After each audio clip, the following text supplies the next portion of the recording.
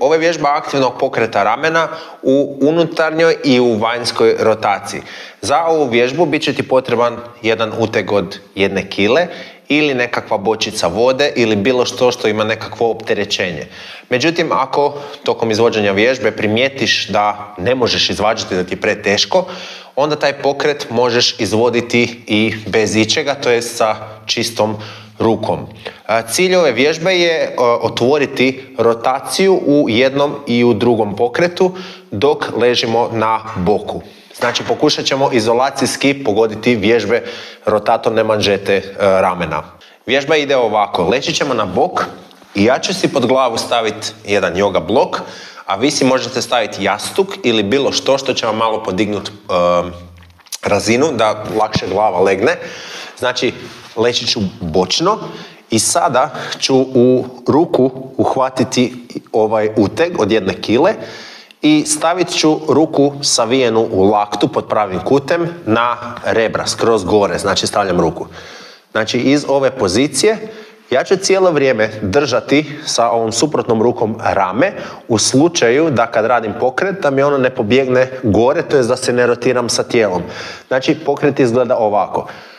Razmišljam da spuštam uteg prema dolje i onda odavdje, znači da mi lakat ostaje u istoj poziciji, podižem ruku skroz gore i odavdje radim ponavljanja. Znači rotiram ruku gore i spuštam dolje. Ono što ću paziti prilikom izvođenja ove vježbe, kad idem rukom prema gore, znači da ne pomičem rame, to jest da ne pomičem nadlakticu prema iza, nego ovaj dio ostaje cijelo vrijeme fiksiran u istoj točki i samo rotiram koliko god mogu. Znači cijeli pokret se dešava u ramenu i ista stvar se dešava kada ruku spuštam dolje. Znači ruka mi ne pada dolje, niti tijelom se ne nagibam, nego ostajem u istoj poziciji i spuštam dolje.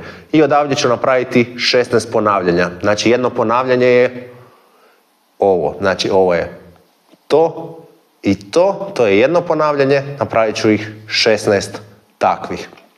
Ako mi je ovo preteško, onda mogu maknuti uteg i mogu istu tu stvar raditi čisto sa rukom. Ista stvar. Znači ono što želite osjetiti kada vučete ruku prema iza je ovaj stražnji dio ramena da se aktivira i isti taj dio želite osjetiti da se on rasteže kada ruku spuštate prema dolje. Znači probat ćete sa rukom ići skroz do pupka i vratiti ruku skroz gore koliko god možete iza zarotirati. Znači 16 ponavljanja sa jednom i sa drugom rukom bit će sasvim dovoljno i to će biti za ovu vježbu to.